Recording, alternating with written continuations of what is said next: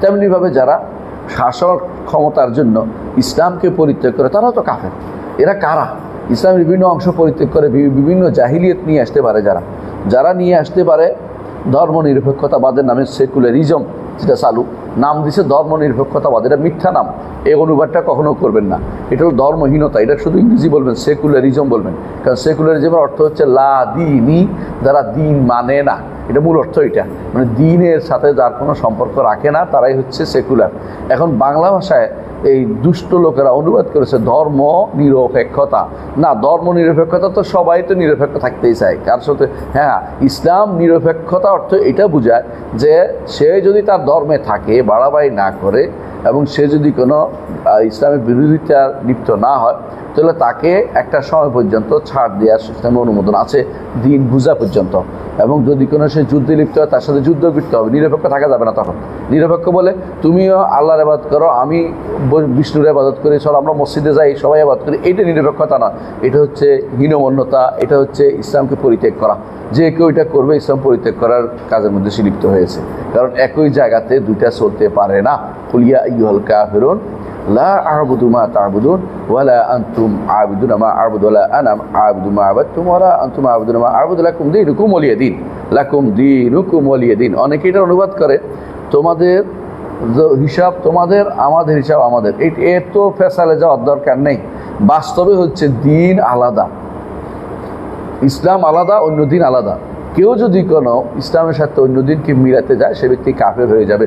আল্লাহ কোরআনে কারীম বলেছেন ওয়ালা তালবিসুল হাক্কা বিল বাতিল, হক এবং বাতিলকে একসাথে করো না। ইমাম কাতাদা রাহমাহুল্লাহ, কাতাদা ইবনে দিআমা আস-সাদুসি রাহমাতুল্লাহ তাআলা, তিনি এই আয়াতের তাফসিরে বলেছেন, যে ইবনে জারীর তাবারি নিয়ে এসেছেন, আয় লা তাখলিতুল ইসলাম আল হাক্কা বিল আদিয়া, ইসলাম আল হক বিল আদিয়ানিল উখরা আল বাতিলা, ইসলামকে অন্য কোনো বাতিল দিনের সাথে একসাথে করা যাবে না।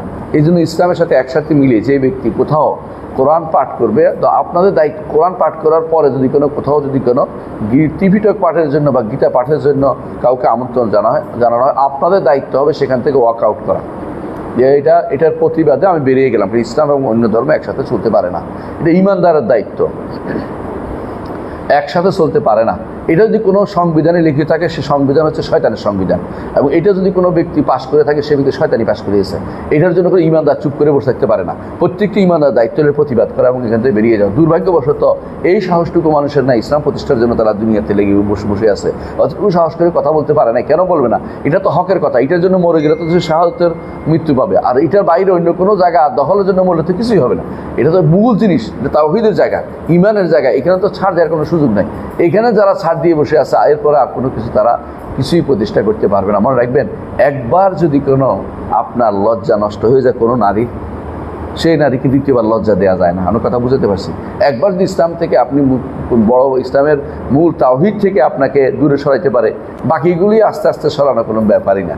বলবেন যে বর্তমান সময়ে অবস্থার পরিপ্রেক্ষিতে আমাকে করতে হচ্ছে, সবে অবস্থার পরিপ্রেক্ষিতে আপনি জায়েজ করে ফেলাইবেন, কিন্তু না, শরীয়তে অবস্থার পরিপ্রেক্ষিতে না। আপনি যতটুকু পারেন করবেন, না পারলে ওটা যাবেন না। যে দায়িত্ব নিবে সেইটার গুণা নিয়ে সে যাওয়া দরকার, যে এটা নিয়ে কবর দিতে হবে তোমাকে, তুমি কুফুরি নিয়ে শিরিক নিয়ে কবরে যাও, আমি এর অতিরিক্ত দায়িত্ব নিয়ে জাহান্নামে যাওয়ার জন্য প্রস্তুত নই।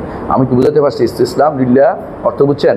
অর্থাৎ যদি তারা আপনার সাথে ঝগড়া করতেই থাকে, ঝগড়া করতেই পারবে সারাদিন, কিন্তু আপনার দায়িত্ব হচ্ছে ওদের থেকে মুখ ফিরিয়ে নেওয়া। আল্লাহ তাআলা কোরআনে কারীম বারবার এই জন্য তার নবীকে বলেছেন ফাআরিদ আনহুম, ওদের থেকে মুখ ফিরিয়ে না, আপনার দাওয়াতের কাজ করেন।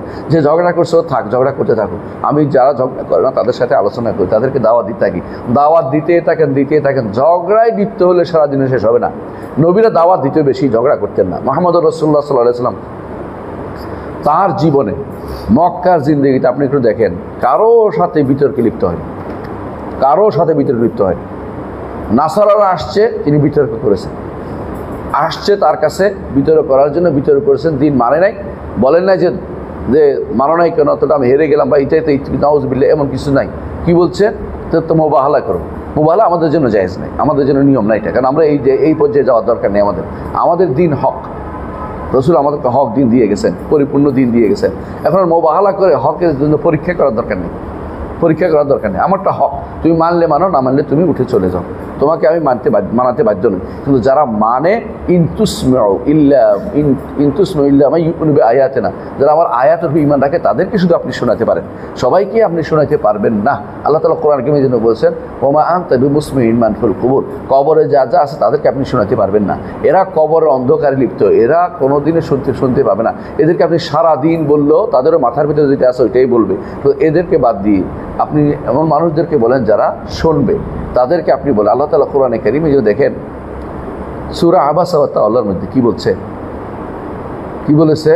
আবাসা ওয়া তাওয়াল্লা আন জাআল ওয়া মা ইউদরিকা লাআল্লাহু ইয়াযাক্কা আও ইয়াযাক্কারু ফাতানফা'উ যিকরা আম্মা মান ইস্তাগনা ফাআনতা লাহু তাসাদ্দা ওয়া মা আলাইকা আল্লা ইয়াযাক্কা। বুঝছেন কথাটা? যে আপনি যে ব্যক্তি আপনার কাছে দৌড়ে আসছে শোনানো, তার উপকৃত হবে, আপনি তার থেকে মুখ ফিরিয়ে আছেন। আর যারা শুনতে চায় না, আপনি তাদের শোনানোর জন্য উন্মুখ হয়ে আছেন। আপনার তো এই দায়িত্ব না। কঠিনভাবে রাসূলুল্লাহ সাল্লাল্লাহু আলাইহি ওয়াসাল্লামকে আল্লাহ তাআলা কী করে দিলেন?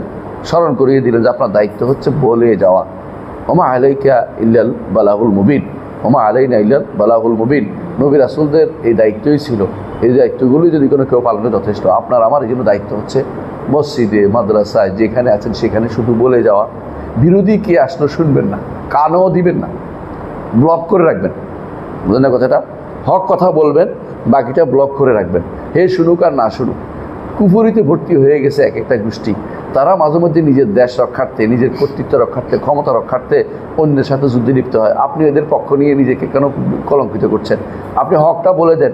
আপনি বলেন যে এটাও নষ্ট, এটাও নষ্ট, দুইটাই নষ্ট, আমার দায়িত্ব হচ্ছে হকটা বলে দেন, হকটা বলে দেন। আপনাকে গালি দিলে শুনবেন না, কানও আনবেন না, কারণ হক বলে আপনার দায়িত্ব। কে গালি দিলে আপনি শুনবেন না। মুহাম্মদ রাসূলুল্লাহ সাল্লাল্লাহু আলাইহি ওয়াসাল্লাম মক্কাতে যতদিন ছিলেন তাকে যত খারাপ কথা সব বলেছে। মদিনাতে যাওয়ার পরে ইহুদি নাসারা তারা যে ভালো বলছে তা না, তারা কি বলতো? রায় না বলছে না, রায় না বলছে না। তারপরে তার সম্পর্কে তারা যত রকমের আজে বাজে করতো। এখনও সারা দুনিয়ার ইহুদি নাসারা রাসূল সম্পর্কে খারাপ বলছে। আমরা কি এর পিছনে লেগে যাওয়ার দরকার আছে?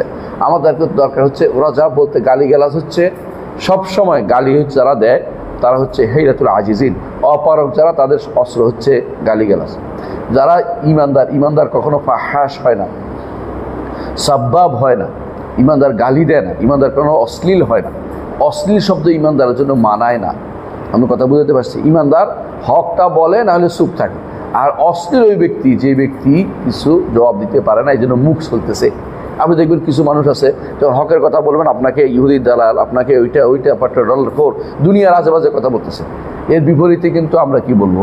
না, আমরা এটা নই, বা শেষ। রাসূলুল্লাহ সাল্লাল্লাহু আলাইহি ওয়াসাল্লাম তাকে যদি এটা বলো, তিনি বলতেন না আমি শায়ের না। আল্লাহ কোরআন আয়াত দিয়ে নাজিল করে রসুলকে সত্যায়ন করেছেন, মা আনতা বিনিমাতি রাব্বিকা বিকাহিনিন ওয়ালা মাজনুন, এবং বলছে ওমা আল্লামনা আশর ওমায়াম বাগিলা, আমরা তাকে কবিতা শিক্ষা দেয়নি, এটা কবিতা বলা তার জন্য উপযুক্তও না। সুতরাং জাহিলিয়াতের যারা নিয়ে আসে, আমরা আগেও গত দার্সে আমরা পড়েছিলাম, তারা কিন্তু ইসলামকে বুঝতে পারে নাই। ইসলামকে বুঝতে হলে জাহিলিয়াতের নীতি আগে জানতে হবে, সেগুলি পরিত্যাগ করতে হবে। জাহিলিয়াতের নীতি সব জানা জরুরি না, আপনার ওইটাই জানতে, আপনার সমাজে যেগুলি প্রচলিত আছে, কত জাহিলিয়াত আছে এটা আপনাকে দেখতে হবে।